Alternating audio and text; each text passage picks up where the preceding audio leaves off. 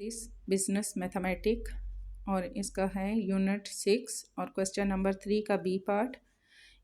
इसकी इक्वेशन हमने यहाँ पे पुट कर ली और फर्स्ट हमने इसका एडजॉइंट लेना है। तो ए की 1 and 1 फर्स्ट रो और फर्स्ट कॉलम, ठीक है। फर्स्ट रो फर्स्ट कॉलम हमने ये छोड़ा, हमारे पास बाकी क्या आएगा 3, 5, 5 और 12।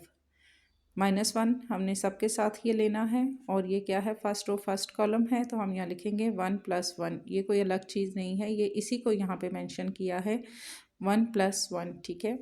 अब यहाँ पे 3 को 12 से मल्टीप्लाई किया 36, 5 को 5 से मल्टीप्लाई किया 25, माइनस का साइन आएगा। अब 36 में से 25 माइनस किए तो 11 हमारे पास आंसर आ जाएगा इसका। फिर फर्स्ट रो और सेकंड कॉलम, ये वाली फर्स्ट रो सेकंड कॉलम, ठीक है। ये वाली फर्स्ट सेकंड रो और फर्स्ट कॉलम, ठीक है। हमारे पास क्या रहा यहाँ पर, अब ये वाली रो आपने छोड़नी है, ये रो और ये कॉलम छोड़ना है। 1, 5, 1 और 12 हमारे पास आ जाएगा 1, 5, 1 और 12। 12 1 ज़ा 12, 5 1 ज़ा 5, यहाँ पे आ गया इज इक्वल टू, यहाँ हमने इसको 12 में से 5 माइनस किए तो हमारे पास रिमेनिंग आया 7। फिर फर्स्ट रो और थर्ड कॉलम, -1 सबके साथ लगेगा 1 + 3 फर्स्ट, इसका मतलब है फर्स्ट रो और सेकंड कॉलम हम ले रहे हैं। और इस चीज़ को आपने नेक्स्ट आगे इसमें याद रखना है कि जहाँ पर हमारे पास 2, 4, 6 इस तरह का आता है वो उसके साथ वहाँ प्लस आ जाता है, और जहाँ हमारे पास 3, 5, 7 इस तरह की इक्वेशन आती हैं तो हमारे पास माइनस आता है, ठीक है। तो यहाँ पर 5 1 ज़ा 5, 3 1 ज़ा 3। अब यहाँ 5 में से 3 हमने माइनस किए, लिखा नहीं है मैंने।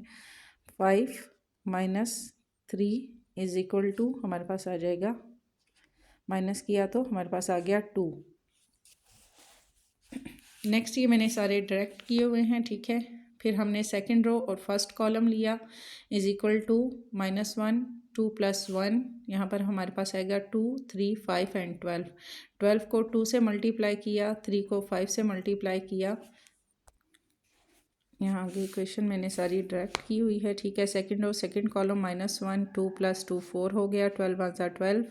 और यहाँ हमने 5 को 3 से दिया तो 15, 12 को 2 से दिया 24, 24 में से 15 माइनस किए तो 9। यहाँ 12 1 ज़ा 12, 3 1 ज़ा 3, 12 में से 3 माइनस किए तो 9, 5 1 ज़ा 5 -2 1 ज़ा 2 इज इक्वल टू 3।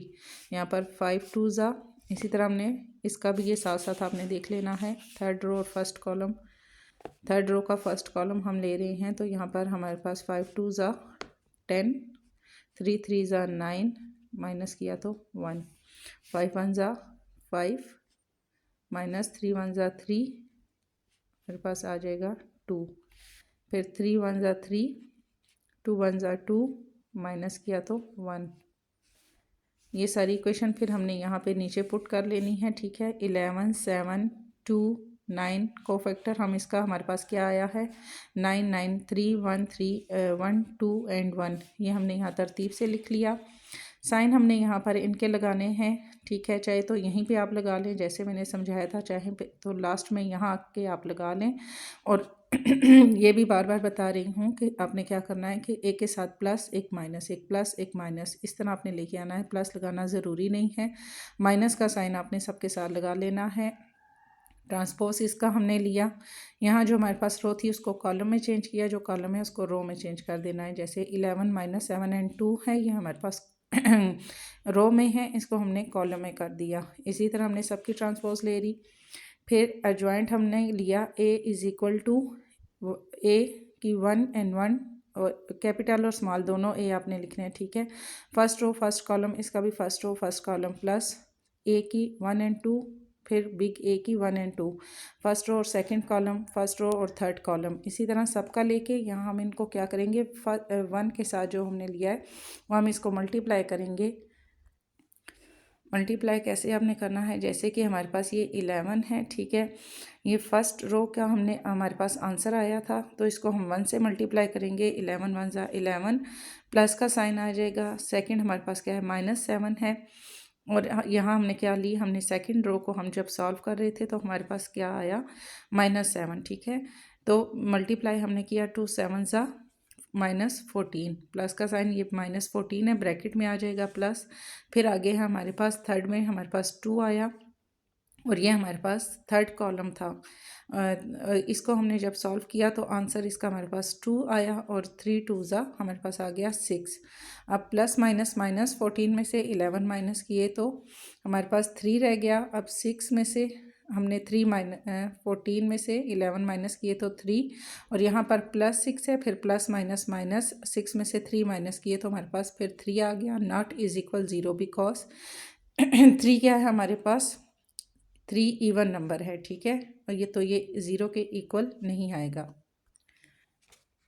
फिर a-1 is equal to adjoint और इसको इक्वेशंस को लिखा इस तरीके से और इसको हमने जाहिर करना है और दोनों साइडों पे एडजॉइंट की हमने लाइन डाल दी, ठीक है। इज इक्वल टू 1/3 जो हमारे पास लास्ट में क्या आया था 3 आंसर आया था 1/3 और जो हमारा कोफैक्टर था वो सारा हमने यहाँ पे लिख लिया। और सबको सॉल्व करने के बाद जो हमारे पास आंसर आए थे वो हमने यहाँ लिखने हैं, ठीक है। यहाँ पर आप इसको तरतीब भी इस तरह से भी कर सकते हैं, जैसे कि यहाँ या तो आप लाइन लगा के नीचे 3 लिखते हैं या फिर सब के साथ आप लिखते हैं, जैसे 11/3 ये 3 सब के साथ लगाना है, फिर -9/3 फिर 1/3 7/3 9/3 फिर ये सॉल्व भी होंगे आगे, ठीक है। जहाँ जहाँ ये कट रहे हैं वहाँ हम इनको क्रॉस करेंगे। ये देखिए इस तरह से आपने सबका पहले लिख लेना है क्योंकि यहाँ आपको डाउट होगा कि ये यहाँ पे 9 है तो 3 कैसे आया, ठीक है। यहाँ पर 11/3 नहीं कट रहा, इसी तरह आ गया। ये 9/3 है, ये 3 के टेबल में कट रहे हैं, 3 1 ज़ा 3 3 3 ज़ा 9 तो ये माइनस इसके साथ है, -3 यहाँ आ जाएगा। 1/3 इसी तरह आएगा, 7/3 इसी तरह आएगा। यहाँ ये फिर कट रहे हैं, 3 1 ज़ा 3 3 3 ज़ा 9 यहाँ कोई माइनस प्लस नहीं है तो जस्ट 3 आपने लिखना है, -2/3 यहाँ 2/3 आएगा, ठीक है।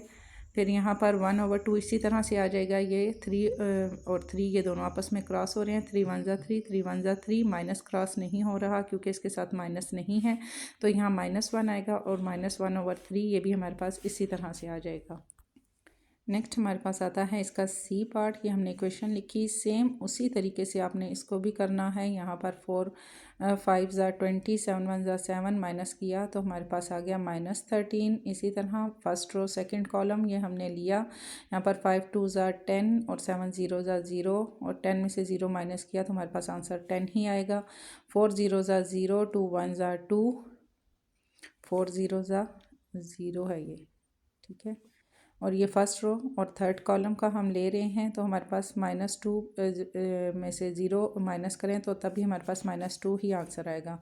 यहाँ पर इसी तरह सेकंड रो थर्ड कॉलम ये हमने ले लिया, 7 2 ज़ा 14 और 4 3 ज़ा 12।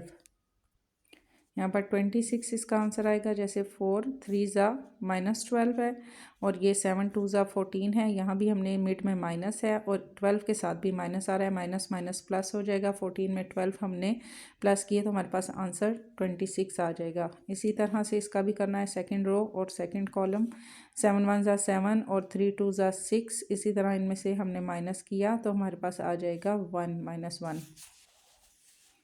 नेक्स्ट भी सेम इसी तरह से होंगे, 4 1 ज़ा 4 2 2 ज़ा 8। अब 4 में से 8 में से 4 माइनस किए तो यहाँ मैं इसको करके देख लेती हूँ 8 कैसे है। 4 1 ज़ा 4 माइनस यहाँ पर माइनस है, ठीक है, और 2 2 ज़ा 4 माइनस माइनस प्लस हो गया तो हमारे पास आ गया 8।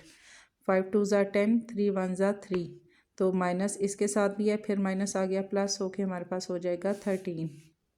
थर्ड रो और सेकंड कॉलम इसी तरह से हमने ये ले लिया, 5 1 ज़ा 5 3 0 ज़ा 0 तो -5 ही आएगा। 1 1 ज़ा -1 2 0 ज़ा 0 तो -1 ही इसका आंसर आ गया। नेक्स्ट हमने इसका जो कोफैक्टर हमारे पास आंसर आया है वो हमने यहाँ पे लिख लेना है, -13 -10 -2 26 -1 -8 13 -5 और -1, ठीक है। ये चीज़ हमारे पास यहाँ पर आ गई। यहाँ मैंने बहुत जुड़ गया था तो इसलिए थोड़ा सा खुला करके लिख दिया कि आपको समझ आ जाए। फिर इसके हमने साइन चेंज करने हैं और यहाँ पर हमने इसके साइन चेंज किए हैं और यहाँ हमने क्या करना है, हमने इसकी ट्रांसपोज लेनी है, ठीक है। साइन का कोई ज़्यादा इशू नहीं है, वही चीज़ कि आपने जहन में रखना है, एक के साथ प्लस एक के साथ माइनस एक के साथ प्लस एक के साथ माइनस। यहाँ 13 के साथ माइनस नहीं है, ठीक है। यहाँ माइनस है, यहाँ माइनस है, इसके साथ माइनस है और लास्ट में फिर साइन चेंज हो गई यहाँ हमारे पास, फिर हमने इसकी ट्रांसपोज की, यहाँ पर हमारे पास जो कॉलम में है इसको रो में चेंज कर दिया। नेक्स्ट उसी तरीके से आपने करना है, ए का जॉइंट लेना है और ए की first row first column, second first row second column first row और थर्ड कॉलम, ठीक है। और फर्स्ट हमारे पास क्या है, -13 है, इसको हमने 1 से मल्टीप्लाई किया 13 ही आएगा, प्लस सेकंड हमारे पास क्या है -10 है, हमने यहाँ पर 10 ले लेना है, 10 2 ज़ा 20, फिर प्लस, फिर हमारे पास सेकंड में लास्ट में क्या है -2 है, और -2 को हम 3 से मल्टीप्लाई करेंगे तो हमारे पास आ जाएगा 6। इन सब को हमने प्लस किया तो 39 आ गया।